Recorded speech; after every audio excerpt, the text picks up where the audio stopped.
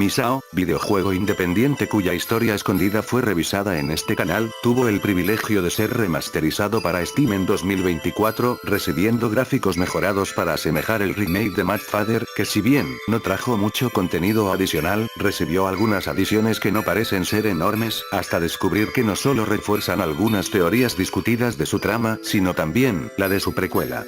Aprovecharé entonces la ocasión para discutir dichas aportaciones, al parecerme tan curiosas como para dejarlas pasar, así que, bienvenidos a una edición extra de Historias Escondidas, revisando el contenido nuevo del relanzamiento.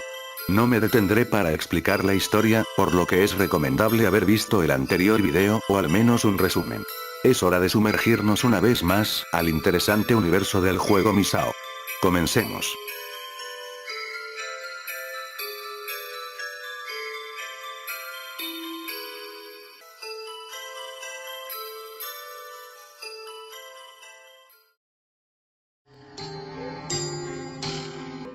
Me pareció justo partir por algunos cambios del juego. El primer remaster trajo muchos, el objetivo principal, el nombre de un personaje, incluso escenarios modificados, pero esta versión se mantuvo fiel, desde las muertes hasta diálogos, solo el cuarto de muñecas fue alterado pero no por mucho. Alfred Levis ahora tiene su propio vehículo, lo que sugiere que ya no podría sostenerse a sí mismo por su reciente estado, o quizás siendo un invento para atacar con mayor comodidad.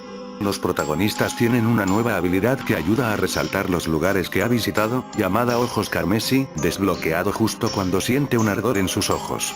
Muy interesante, ¿no creen?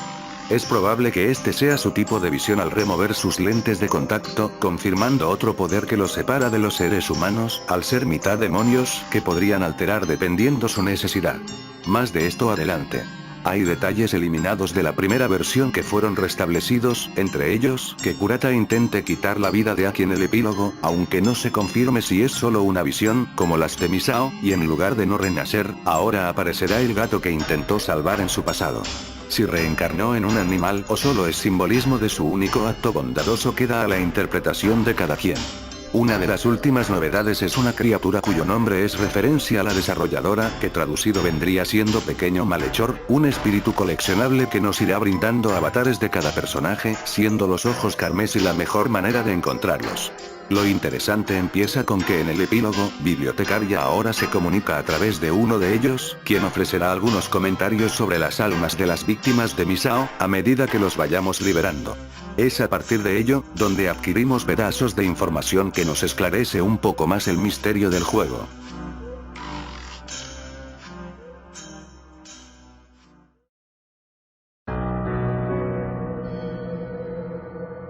Lo más relevante, más allá de intuir que Kudo fue atraído a la maldición por culparse a sí mismo, y no por el odio de Misao, que Aki respetaba a Kurata antes de su traición, o que los anteojos de Bibliotecaria fueron creados por su padre, quien créanme que hablaremos después, ella se le escapa un curioso diálogo al inicio. Misao, al parecer, rompió el contrato que hizo con el extraño de ojos rojos. Aparentemente a cambio de la maldición, prometió entregar las almas de sus víctimas al presidente, quien obviamente se refiere a Omigawara, pero decidió encerrarlos por la eternidad. Este diminuto pedazo podría ser buen contexto para la imagen de los créditos del epílogo. En todas las versiones, vemos a Ayaka, Toma, y Bibliotecaria cuidando a los bebés reencarnados de los personajes de la maldición, lo más probable por orden del presidente. Lo que planificaba hacer con las almas nunca es explicado, pero considerando que en Mad Father revela su motivación de buscar nuevas formas de entretenerse, es posible que el plan original, más allá de poner a Aki a prueba, es que los chicos fuesen criados para ser los sujetos de su siguiente experimento, es decir, los lunáticos que él tanto disfruta ver, o las buenas personas que los hagan resaltar. Para no intervenir como de costumbre, necesitaría personas a cargo de ellos, y sería por eso que reviviría a Ayaka, quien no tuvo nada que ver con la maldición. Esto se fundamenta con que cada vez que Onigawara revive, es para su propio beneficio. Si lo hizo con Alfred solo para ayudarlo con sus estudios de clonación, con lo obsesionada que habrá quedado por traerla a la vida, Ayaka sería fácilmente manipulada a seguir su próximo plan. Eso explicaría su diálogo hacia Aki de no poder traer muertos a la vida, cuando claramente sí puede.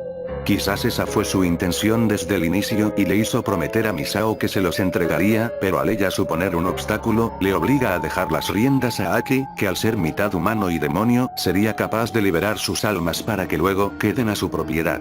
Mucha especulación para un simple diálogo, pero les sorprendería lo mucho que unas palabras pueden cambiar el rumbo de una ambigua trama. Un ejemplo es el cómo este remaster pinta otra interpretación para los planes de Onigawara. Le sigue entregando el espejo a Aki para liberar a Misao, pero previo a ello recibe nuevo diálogo. Al asumir que Aki quiere liberar a Misao, y ella confirmarlo, Onigawara le dice: el espíritu de la juventud parece haberte atrapado por completo. Que absolutamente inútil. Revelando por segundos el sprite que vimos en Mad Father.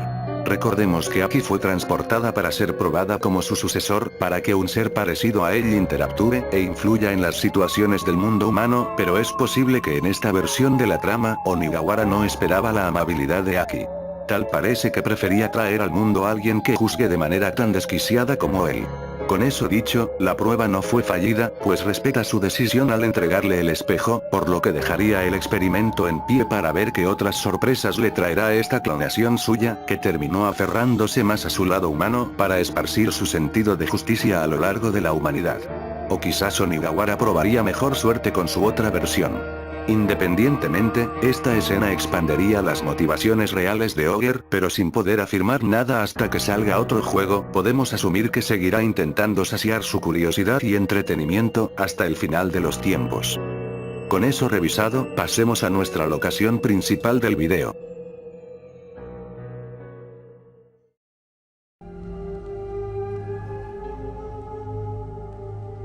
La biblioteca siempre fue la fuente de información para varios misterios del título. El tener una clonación de Aya Drevis como dueña fue solo el comienzo. Aparte de su habitación repleta de referencias a Mad Father, se hallaba el diario de la dueña, que relataba palabra por palabra el prólogo de ese juego. Les interesará saber que en esta versión el diario fue movido a su cuarto, por lo que algunos libros son añadidos. Partamos por uno que podría pintarles una nueva perspectiva del espíritu de Alfred que ronda por los lares. Son anotaciones de sus experimentos, de cuando estaban en la otra dimensión, el primero de ellos, la clonación de su hija. Nos revela que poseyendo las células originales, ha conservado memorias de hasta sus 9 años de edad. Recordemos que nuestra Aya tenía 11 durante los eventos del juego, el aniversario de la muerte de su madre, por lo que al parecer, Bibliotecaria no tiene idea de lo que le sucedió a Mónica. También confirma que tiene sangre de Onigawara mezclada, explicando por qué Aki olía como ella.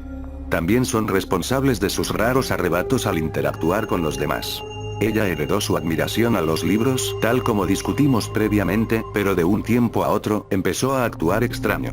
Él sospecha que se sentía sola, fuera por extrañar a su madre, o por otra cosa que le molestara. ¿Se acuerdan que el diario de Bibliotecaria fue movido? También se le añadió 2 páginas, y en una de ellas apreciamos la conversación que tuvieron al respecto. Confesión. Haber nacido en este otro mundo, por fin pude hablar realmente con mi padre. La verdad es, que lo odiaba. Siempre obsesionado con investigación. Pero tenía tanto miedo de estar sola que no le podía decir. Lo único que hacía era aferrarme a mi padre. Estos no parecen pensamientos de la clonación. Más bien, suena que los sentimientos de odio hacia Alfred provenían de las memorias de la Aya original, y es posible que la manera que empieza la oración aluda a que estuviese consciente de ser una réplica. Padre me escuchó sin decir una palabra. Con una expresión gentil, me observaba mientras decía cosas egoístas. Esa era la cara que yo adoraba. Por primera vez, sentí que realmente éramos padre e hija. Esto pinta una visión más comprensiva de Alfred. Descubrimos en el remake de Mad Father que amaba tanto a Aya como para evitar que se convirtiera como él, pero estamos hablando de una versión donde actúa como un zombie.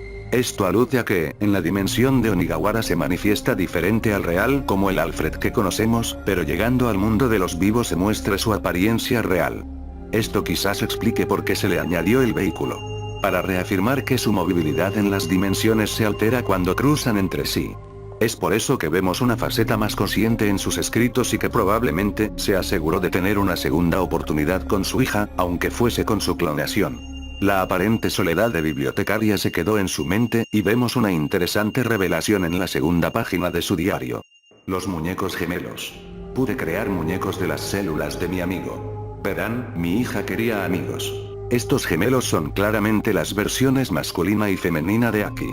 Lo nuevo aquí, es la posibilidad de que originalmente, los Aki fueran creados para servir de acompañantes para el clon de Aya. Es por eso que tan pronto la conocemos, ella está ansiosa por convertirse en su amigo. Al parecer mi amigo piensa experimentar con los gemelos. Se muestra interesado en demonios y humanos coexistiendo. Pero ¿cómo llamarías nuestra amistad entonces? ¿Algo no te satisface? No es que me importen esas cosas. Solo veré crecer a los lindos gemelos. Esto confirma lo que sospechábamos, que Alfred fue responsable de la creación de ambas versiones de Aki. Al parecer los creó como simples muñecos como estuvo acostumbrado, pero con la sangre de Onigawara alcanzaron la vida tan pronto ser enviados al mundo real. Me pareció curioso presentar un secreto del laboratorio en el remaster. En una de las mesas estará un sujeto cubierto con una sábana que el jugador le puede quitar. ¿Quién creen que sería? Así es, ella misma. Quizás el experimento no funcionó en un inicio, y tuvo que recurrir a medidas drásticas como quizás separar los muñecos en dos personalidades que darían lugar a la Aki femenina y masculina, con diferentes cualidades pero con una conexión vigente. También podría ser prueba que existen más Akis en la dimensión alterna. Cualquiera de los casos sigue reforzando las teorías discutidas del anterior video. Alfred suena confiado en considerar a Onigawara su amigo, a lo mejor por salvarlo de la muerte, pero la última página pinta el panorama a una obsesión. Querido amigo. Como yo adoro esos ojos rojos de usted. ¿Qué podría hacer para que sean míos?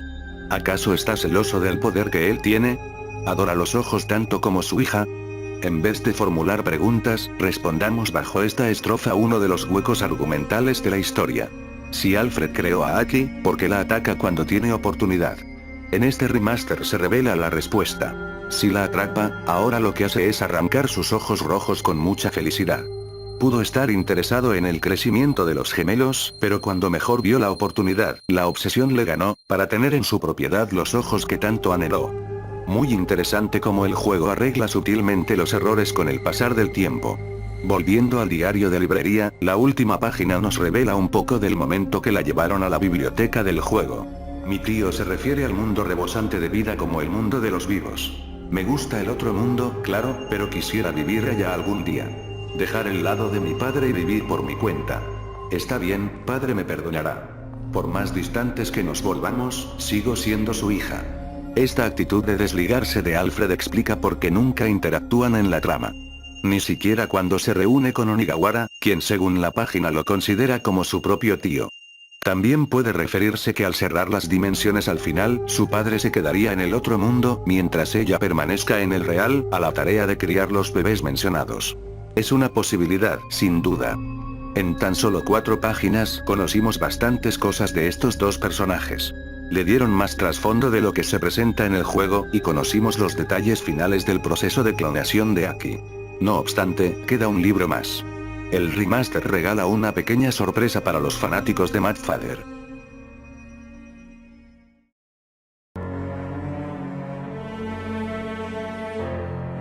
Existe un nuevo libro en el segundo estante, con una pequeña historia sobre alguien que muchos reconocerán. La canción de cuna de la titiritera. En algún punto de los 1900, una mujer abrió una clínica. Quiero salvar el mundo de la pesadilla del sufrimiento. Ese fue su deseo. Sin embargo, este deseo lentamente se fue deformando. Memorias de la infancia consumieron su corazón, despertando ambiciones que habían dormido en su interior. Libro sobre una asesina serial de Alemania. País donde en efecto, se desarrolla Mad Father. Relatando lo que sucedió antes, durante, y después del modo sangriento de su remake, y reiterando una vez más, que Aya tomó el rumbo de su padre.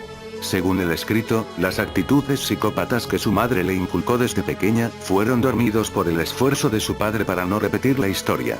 Pero todo fue en vano. Su clínica gratuita se volvió el rincón para saciar su ambición, solo que para evitar sufrimiento, usaría anestesia en sus víctimas que tengan enfermedades incurables.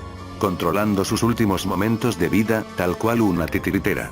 Es curioso el término también, considerando que Ogier hace alusión a ello ante el chico rubio. La historia de Aya está concluida muchos años atrás de los eventos de Misao, pero sin duda, muchas cosas debieron suceder para tener su propio legado.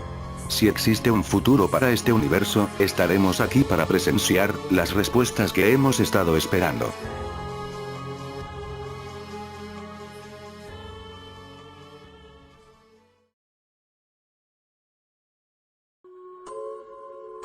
Realizando el video, me di cuenta como a lo largo de los años, hemos tenido dos historias que ha cambiado con los años, pero manteniendo una misma conclusión. Es uno de los casos más originales que he visto en cuentos, que ha permanecido en la mente de tantos fanáticos, que más de una década, continuamos siendo espectadores.